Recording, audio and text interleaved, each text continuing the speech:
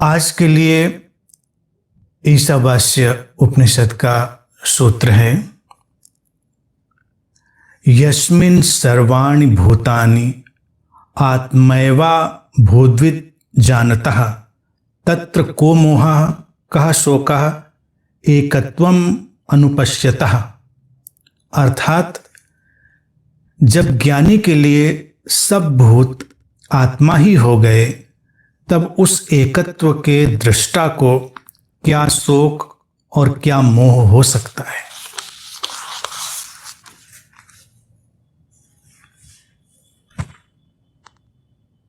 इससे पहले के सूत्र में उपनिषद के ऋषि ने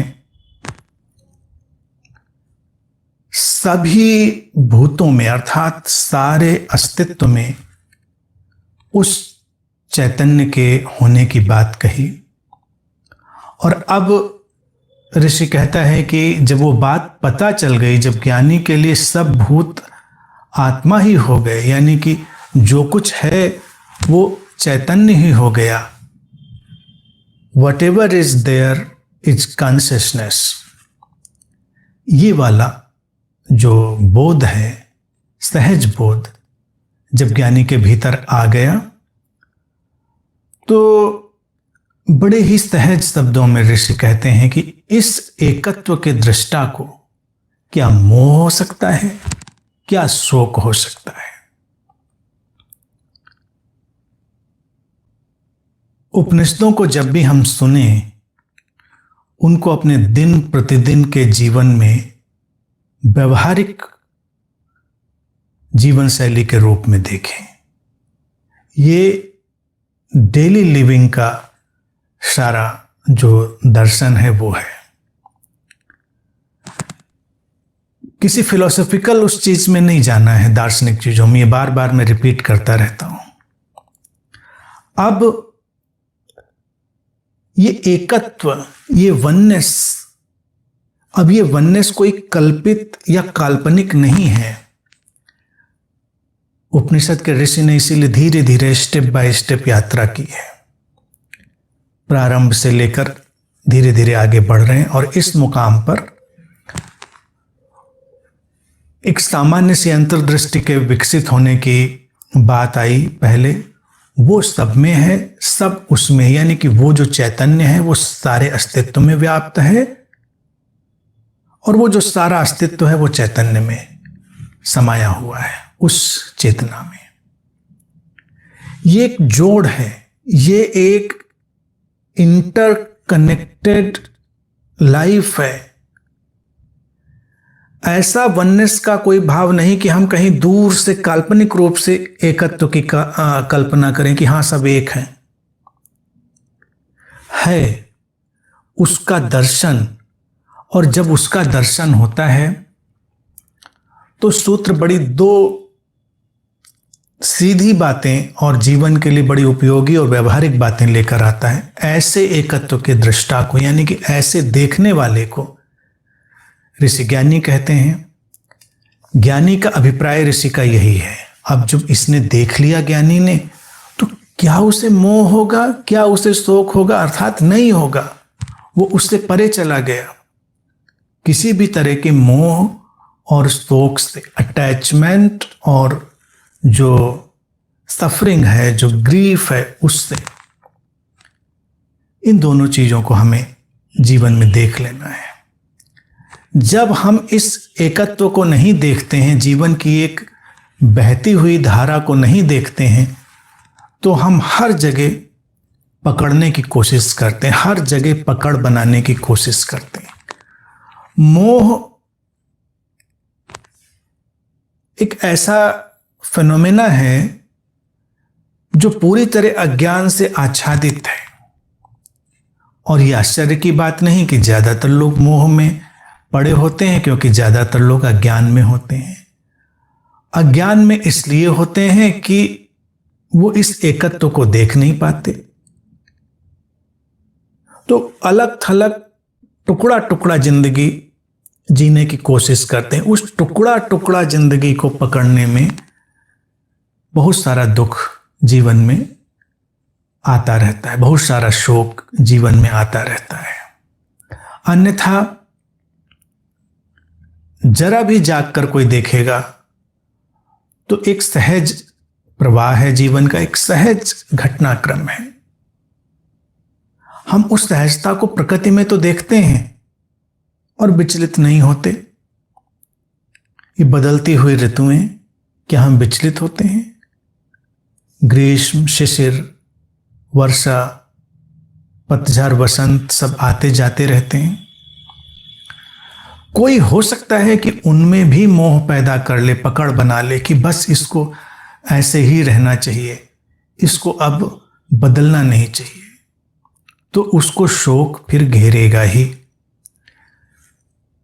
मोह और शोक से अगर हमको हटना है और एकत्व को हमें अच्छे से समझना है तो दो बातें हमको जो निरंतर पहले भी कही जा चुकी हैं उनको हमें समझना बहुत जरूरी होगा। परिवर्तनशील और अपरिवर्तनशील का एक अहर्निश जो नृत्य है, वो जीवन में निरंतर कुछ है जो परिवर्तित हो रहा है और जीवन में निरंतर कुछ है जो कभी बदलता नहीं, जो निरंतर अपरिवर्तनशील है। ये दो चीजें। जो परिवर्तनशील को पकड़ने की कोशिश करेगा शोक में जाएगा, जो अपरिवर्तनशील को नहीं देखेगा वो भी शोक में जाएगा, उसको भी पीड़ा होगी, उसको भी अपने तरह की सफरिंग होगी। तो अब हम पूरे प्रकृति के इस घटनाक्रम को देखें। यहां पर सर्जन विसर्जन, लय विलय, आरोह अवरोह, उतार चढ़ाव, जीवन और मृत्यु, ये सब एक लय में गुथे हुए चलते हैं, वो अलग नहीं है। हम अलग उनको देख लेते हैं। अलग देख लेने के कारण ही पीड़ा होती है, अलग देख लेने के कारण ही शोक होता है। एकत्व को देखने का मतलब ऐसा नहीं है कि हमने कुछ स्थायी घटनाक्रम देख लिया, हमने कुछ स्थायित्व देख लिया। जीवन में स्थायित्व की कोई आवश्यकता ही नहीं है। हम उस अपरिवर्तनशील को, यानी कि जो जिस चेतना की बात ऋषि कह रहे हैं, जो चेतना जिसकी चर्चा हर जगह होती है, चाहे वो ताओ में हो, चाहे वो विज्ञान भैरव तंत्र में हो या कहीं भी हो, किसी भी गहरे जो दर्शन में हम जब देखेंगे तो उसी चेतना की ही चर्चा होती जो अपरिवर्तनशील है, एक है। तो उसको हमने देखा, उसको जाना, तो फिर जीवन में हम स्थायित्व की कामना नहीं करते। उस अपरिवर्तनशील के ऊपर परिवर्तनशील का एक सतत प्रवाह चलता रहता है। वही जीवन की खूबसूरती है, वही जीवन का देखा जाए सौंदर्य है, वो जीवंतता भी है। अगर कुछ छोड़ा ना जा सके तो जीवन खंडित हो जाता है। और इस बात को दिखाने के लिए ही हमारे भीतर अस्तित्व ने जीवन की जो प्रक्रिया रची। अब ये देखिए कितनी काव्यात्मक प्रक्रियाएं जीवन की भी हो जाती हैं। सांस लेना, सांस लेना कितना काव्यात्मक है, कितना पोएटिक है। हम कभी देखते नहीं, क्योंकि हमको तो कविता कहीं बाहर ढूंढनी है, हमको तो कहीं लय बाहर ढूंढनी है। और इसीलिए प्राचीन बुद्धों ने, जिन लोगों ने भी कोई बात हमारे सामने रखी, बहुत प्रचलित ध्यान विधियों में अक्सर अपनी सांसों को देख लेने की विधि भी शामिल रही। सांस भीतर आती है और सांस बाहर जाती है। सांस पर कोई मोह नहीं बनाया जा सकता। सांस का एकत्व क्या है? आना और जाना।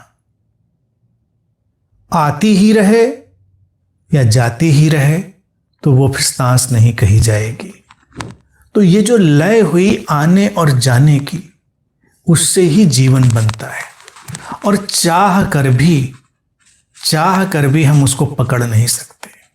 अस्तित्व ने उस फेनोमेना को, उस प्रक्रिया को ऐसे रचा है, उसका सर्जन ऐसे किया है कि सांस आई, उसको पकड़ना नहीं है, उसका बस दृष्टा होना है।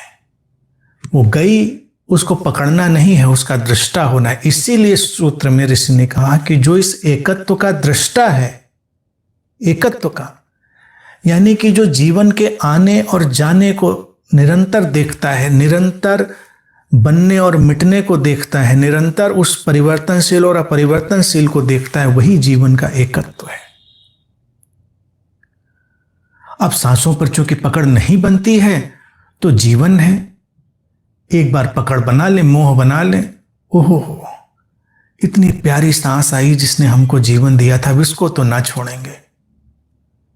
उसके बाद सुबह अखबार में हमारी फोटो छपेगी।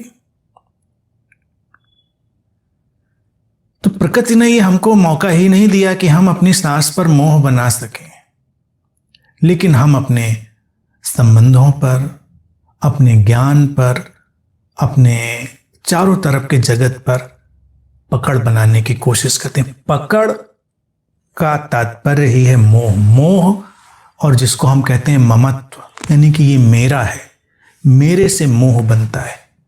सांसों को एक बार भी हम कहने की जरूरत नहीं कर पाते, मेरी सांसें। हाँ, जब रुकने लगती हैं तो जरूर आता है मेरी सांस रुक रही है, लेकिन वैसे तो वो इम्पर्सनल हैपनिंग की तरह चल रही हैं। हमको कभी ख्याल भी नहीं आता कि मेरी सांस जैसा भी कुछ होता है।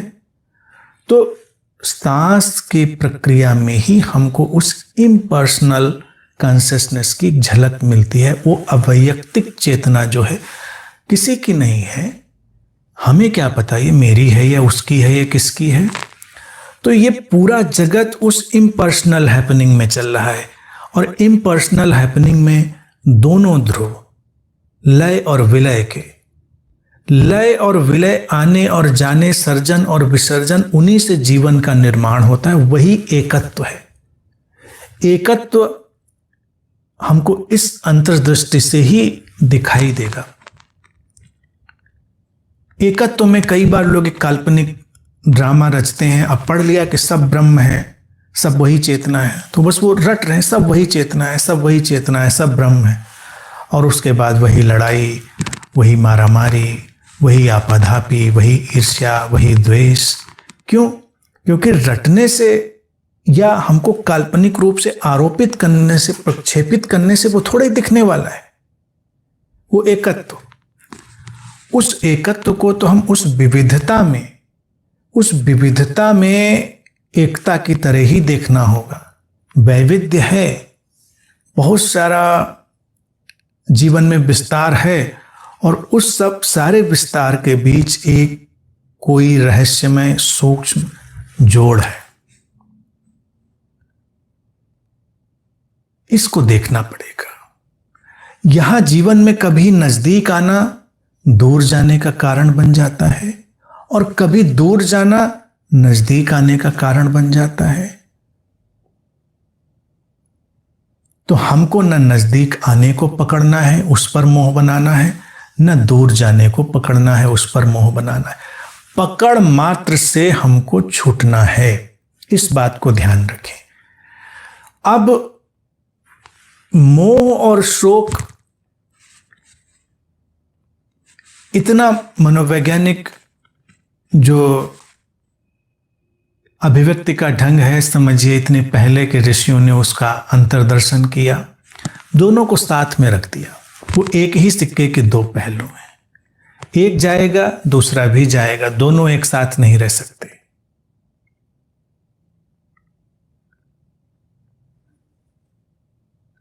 दोनों एक साथ आते हैं और एक साथ अगर उनको जाना है तो चले जाते। एक जाएगा तो दूसरा भी चला जाएगा, एक आएगा तो दूसरा भी चला आएगा। कोई व्यक्ति दोनों सिरे पकड़ ले, यानी कि पहले तो मोह ज्यादा नैसर्गिक रूप से आता है, फिर शोक पकड़ता है। लेकिन अगर कोई व्यक्ति बहुत दुखी रहने की कोशिश करे, शोकग्रस्त होने की, कुछ लोग होते हैं ना, हर बात में रोते बिसुरते घूमते रहते हैं। जीवन में सब अच्छा हो फिर भी उनको कुछ न कुछ रोने का मिल जाएगा। तो अगर उस सिरे से भी कभी प्रयोग करके देखें कि शोक पैदा करें जीवन में। कुछ लोगों को शोक का भी शौक होता है और देखेंगे कि उनके जीवन में मोह पनपने लगा, उनके जीवन में पकड़ बनने लगी, उनके जीवन में कुछ ऐसा आने लगा जिस पे लगता है उनको भय कि अगर ये छूट गया तो क्या होगा।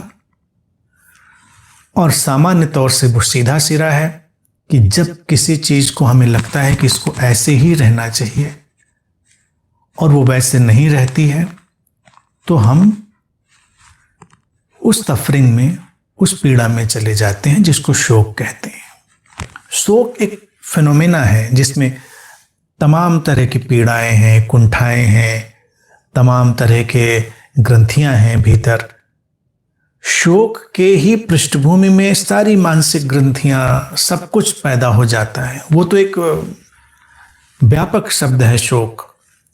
शोक का अर्थ इतना ही नहीं है कि हम बस दुखी हैं, रो रहे हैं तो शोकग्रस्त हैं। शोक एक स्थिति है जो मोह के बाई प्रोडक्ट के रूप में आती है। जितना ज़्यादा हमने जीवन पे पकड़ बनाने की कोशिश की होती है उतना ही ज़्यादा हमारे अंदर भय, दुश्चिंता, तरह तरह के फोबियाज, तरह तरह की ग्रंथियां सब बनती चली जाएंगी और उनका एक कलेक्टिव जो फॉर्म है, उनका एक सामूहिक जो ढंग है वो शोक में बदलेगा। शोक एक व्यापक शब्द है।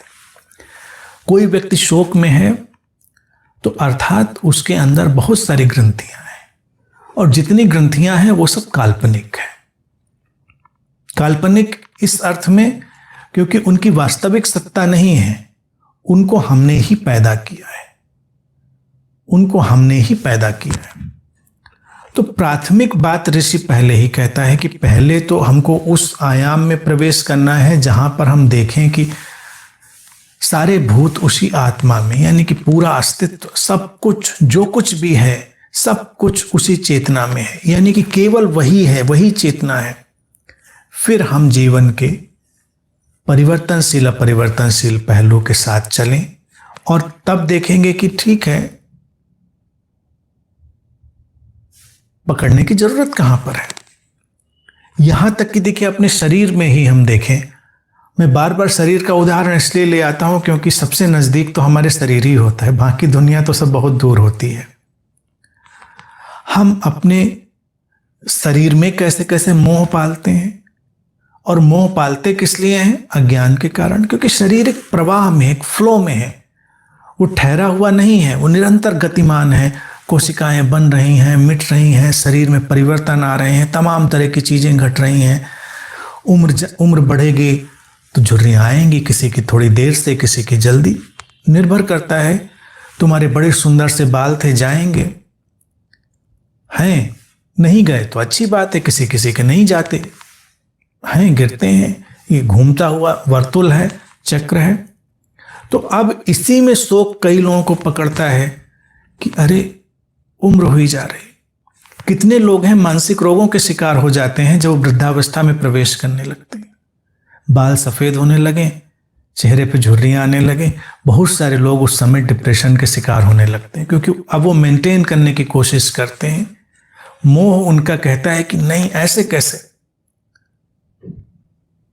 ऐसे कैसे, और लगता है ऐसे कैसे जाने दें, ऐसे कैसे वृद्ध हो जाए। और तब उस पकड़ के कारण वो पीड़ित होते हैं। और फिर उस पकड़ के कारण मैं कितनी बार कहता हूं, कितना बड़ा बाजार इसी पर खड़ा है कि तुम्हारी उम्र ना बढ़ जाए, तुम्हारे बाल सफेद ना हो जाएं, बाल गिर ना जाएं, बाल ऐसे ना हो जाएं, वैसे ना हो जाएं। कितना बड़ा बाजार, सा बहुत बड़ा बाजार इसी पे खड़ा हुआ है क्योंकि हमारा मोह है हमारे शरीर पर।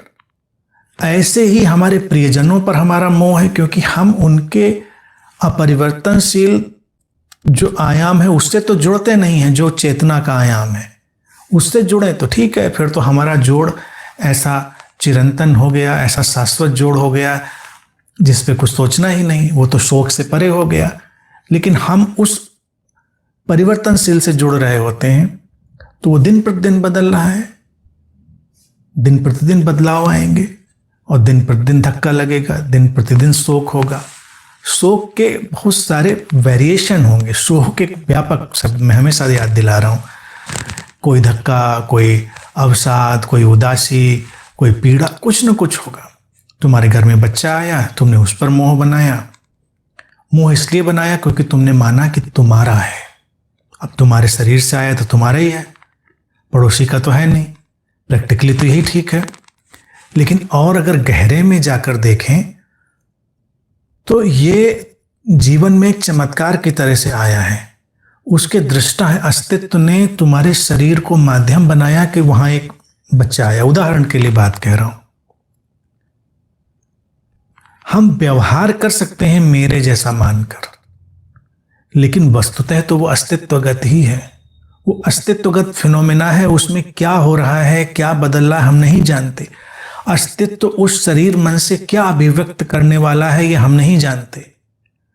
लेकिन अगर हम अपनी धारणाओं को, पूर्वाग्रहों को आरोपित करते हैं और फिर उससे बच्चा बड़ा होता है, कुछ और अस्तित्व अभिव्यक्त करता है, तो हमको दुख होता है, शोक होता है।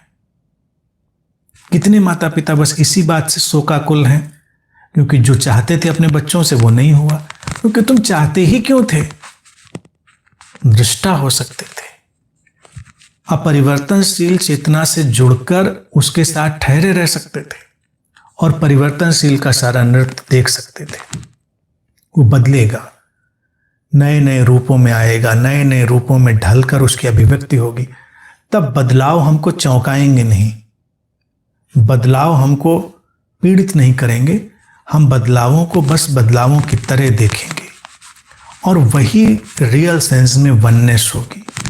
वननेस पैराडॉक्सिकल है, विरोधाभासी है। आमतौर से वननेस को जब लोग ट्रांसलेट करते हैं एकत्व को, तो उनको लगता है एक ही रंग में दुनिया को रंगते। धार्मिक लोगों की ये बहुत पीड़ा रही। जो पंथ, संप्रदाय, मजहब अपने धार्मिक प्रचार में संलग्न हुए, तो क्यों हुए? वो इसीलिए हुए क्योंकि उनको लगा कि हाँ, ये वाली बात तो बहुत बढ़िया समझ में आ गई, ये बिल्कुल परफेक्ट है, इसको आगे बढ़ाते हैं। सब लोग वैसे ही सोचने लगे, सब लोग वैसे ही जीने लगे। तो एकत्व का अर्थ कुछ लोगों का आया, एक ही रंग में रंग डालो सब। लेकिन रंगों की अंतहीन विविधता के बीच जो एक जोड़ है, उसको देख लेना एकत्व है। एक रंग दूसरे रंग को संभालता है, दूसरा अगले रंग को संभालता है। एक पूरा वेब है, पूरा बहुत ही जटिल विस्तार है जीवन का।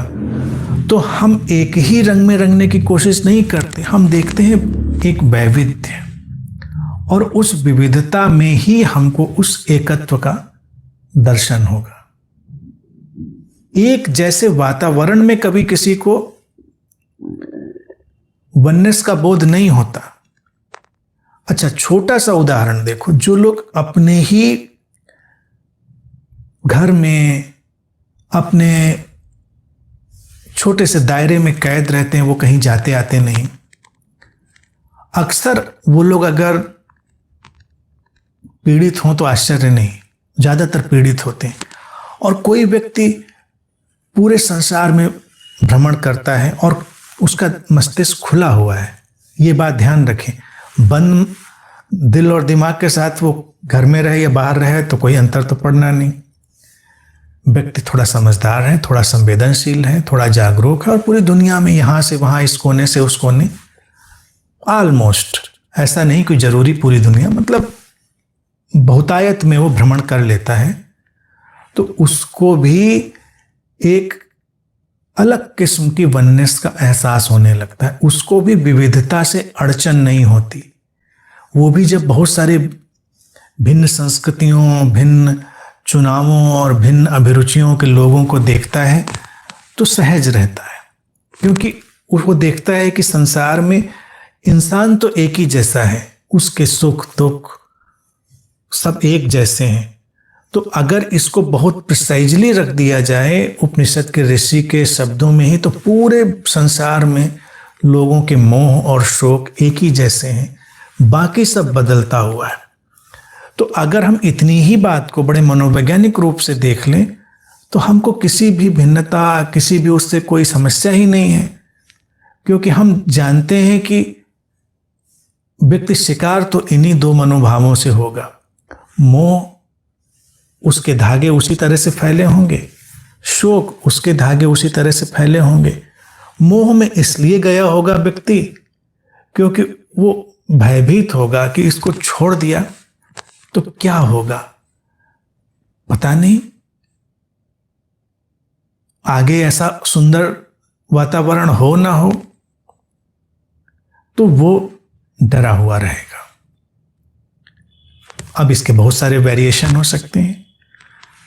शोक, अलग अलग किस्म के कॉम्प्लेक्सेस, ग्रंथियां बनेंगी, उसके परिणाम में उसके अलग अलग संस्कृतियों, अलग अलग परिस्थितियों के अनुसार ढांचे हो सकते हैं। तो संसार में हम इस दृष्टि के साथ एक व्यवहारिक वननेस भी, व्यवहारिक एकत्व भी देख लेते हैं और हमको कोई परेशानी नहीं होती। किसी का रंग अलग है, रूप अलग है, परिस्थिति अलग है, आर्थिक परिस्थिति अलग है, लेकिन मोह शोक सब बराबर हो। तुम अपनी इतनी सी किसी वासना, इतनी सी चीज से मोहग्रस्त हो और कोई अपने बहुत बड़ी किसी चीज और बहुत बड़ी वासना से मोहग्रस्त है, बात एक ही है, उसमें कोई बहुत डिफरेंस नहीं है। तुम्हारे पास चंद पैसे रुपये थे, तुम उसमें अटक गए, और किसी के पास बहुत थे, वो उसमें अटक गया। दोनों के परिणाम से जो सफरिंग आएगी उसकी गुणवत्ता, उसकी क्वालिटी एक ही होगी, बस मात्रा का फर्क होगा।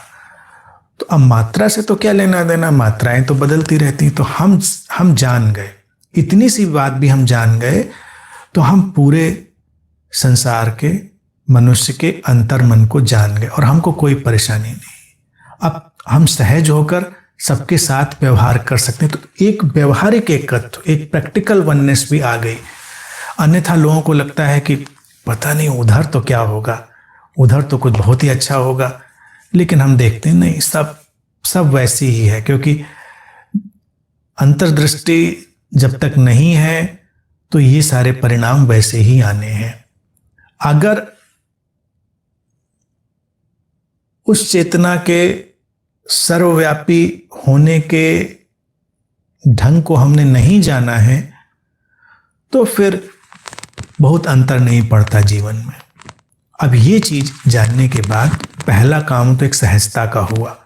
अब और गहरे अगर जाएंगे और गहरे जाएंगे तो फिर हमको जो एग्जिस्टेंशियल वननेस है, जो अस्तित्वगत एकत्व है, जिसकी बात सचमुच में ऋषि कह रहे हैं, हम उसमें प्रवेश करेंगे। किसी भी कदम पर अगर हमको इस एकत्व का दर्शन हो तो हमको मुक्त करेगा बहुत सारे जटिलताओं से, ग्रंथियों से, बहुत सारे शोक से। और जब हम अस्तित्वगत एकत्व को देख पाएंगे कि सब जुड़ा है, इतनी बेचैनी की जरूरत नहीं है, थोड़ा शांत हो सकते हैं हम, तो हमको लगेगा कि ठीक है, अस्तित्व कोई हमसे युद्धरत थोड़ा ही है। हम ऐसे जी रहे होते हैं जैसे अस्तित्व के साथ हम बड़े युद्ध में हैं। कितने लोग हैं जिनको लगता है कि हमको कुछ ऐसा करना है जो जैसे कोई लड़ाई चल रही है, हमको शांत होने के लिए या दुख मुक्त होने के लिए। लड़ाई नहीं चल रही है, समझने की कोशिश चल रही है। हम समझने की तरफ बढ़ेंगे, जितना हम बात को समझेंगे उतना ही हम सहज होंगे। प्रेम हमको वननेस की एक झलक देता है, लेकिन हम प्रेम को जल्दी ही मोह में बदल देते हैं। जैसे ही हम प्रेम को मोह में बदल देते हैं, वो हमारे लिए शोक की एक अलग यात्रा बन जाती है। ज्यादातर तो लोग शोकाकुल प्रेम को लेकर ही हैं। प्रेम जैसा था वैसा नहीं रहा, जैसा वो चाहते थे वैसा नहीं हुआ, जो था वो बदला। अब बदलता तो सब कुछ है ना, हम बदलाव को क्यों नहीं देखते? हम एक ही चीज को पकड़ कर क्यों रखना चाहते हैं? अस्तित्व के इस बदलते हुए वर्तुल को अगर हम देखें तो प्रेम भी जीवंत होगा। हमारा प्रेम हमको अच्छा लगता है डिब्बा बंद, कंटेन्ड है वो। हम जब देखें तो हमको समझ में अच्छा ओह ये, तो लोग इसीलिए अपनी खास भाषा विकसित कर लेते हैं, खास बॉडी लैंग्वेज विकसित कर लेते हैं, खास जीवन शैली विकसित कर लेते हैं जो उनके हिसाब से प्रेम की जीवन शैली होती है। लेकिन उससे भी अंत में निराशा ही हाथ में लगती है, शोक ही हाथ में लगता है, क्योंकि फिर वो जीवंत नहीं रह जाता, फिर जीवन को अनुप्राणित करने वाला नहीं रह जाता। और प्रेम, जो वास्तविक प्रेम है, वो निरंतर बदलाव की धारा है, जैसे बहती हुई नदी। हम उसके साथ अटकते नहीं हैं, हम उसके साथ बह सकते हैं। लोगों में बदलाव आएंगे, परिवर्तन आएंगे, परिवर्तन के साथ नई नई किस्म की समृद्धि आएगी। ये अस्तित्व इसीलिए तो क्षण प्रतिक्षण समृद्ध होता चला जा रहा है। प्रेम की एक घटना हमको मोह से मुक्त कर सकती है अगर हम उस पर पकड़ ना बनाएं और उसको स्थायी और अपरिवर्तनशील बाहरी धरातल को बनाने की कोशिश ना करें, बल्कि उसके अपरिवर्तनशील केंद्र को देखने की कोशिश करें। वहां पर अगर हम प्रवेश करेंगे तो फिर किसी भी शोक की आवश्यकता नहीं। अपनी ओर देखें, जीवन के निरंतर बदलते ढंग को देखें, किसी भी पकड़ की जरूरत नहीं। ज्ञान भी जो आवश्यक है वो आता चला जाएगा। ज्ञान पर भी पकड़ बनाने की कोशिश ना करें, शोक आएगा। शोक और युद्ध, अब देखिए, अगर मजहबी मसले को देखें, कितने मजहब हैं, उन्होंने कहा कि भाई ये हमारा जो था ये आखिरी पैगंबर हो गया, प्रॉफिट हो गया, आखिरी गुरु हो गया, आखिरी फला ढिका, सब आखिरी हो गया ये, और ये हमारी किताब आखिरी हो गई, ये हमारा ज्ञान आखिरी हो गया। कभी सोचो ऐसा उन्होंने क्यों कर किया होगा? मोह। एकत्व की अंतर्दृष्टि उन लोगों में जिस क्षण खोई होगी, उस क्षण उनके मोह ने पकड़ लिया होगा कि बस ये तो बहुत अच्छा है, अब इससे आगे नहीं जाएंगे, आगे जाएंगे तो बेचैनी है, क्योंकि पता नहीं अब जीवन क्या लेकर आ जाए। तो हम इसको पकड़कर फिक्स करके ऐसे ही चलते हैं। तो वो अब उन मजहबों, उन पंथों, उन संप्रदायों से परिणाम क्या निकलते हैं? देखो, परिणाम जड़ता, हिंसा, वो निकलेंगे ही निकलेंगे, क्योंकि ना कोई गुरु अंतिम हो सकता, ना कोई पैगंबर अंतिम हो सकता, ना कोई किताब अंतिम हो सकती, ना कोई ज्ञान अंतिम हो सकता। हर ज्ञान बदलेगा। ज्ञान की शाश्वतता कायम रहेगी। जैसे उपनिषदों को देखें तो उपनिषदों की जो शाश्वत अनुगूंज है वो तो कायम रहेगी। फिर इसी बात को अलग अलग ढंग से कहा जाएगा। उपनिषद के ऋषियों ने ये बेवकूफ़ी कभी नहीं करी कि कह दें कि देखो ये अंतिम बात कह दी हमने, जबकि वो अंतिम बातें ही हैं। अगर इन बातों को हम देखें तो ये सार है, एसेंस है। अंतिम कहने के बजाय एसेंस हम कहें तो उस पकड़, उस मोह के कारण मारामारी, युद्ध, रक्तपात, इतिहास उसी से भरा पड़ा है। धर्मों ने एकत्व की बात मोह के कारण करी और रक्तपात कर दिया। तो उस दृष्टि से भी इसको देखेंगे। तो जब हम सचमुच में बदलाव को देखेंगे और जीवन की दोनों धाराओं को देख लेंगे, दोनों ध्रुवों को देख लेंगे,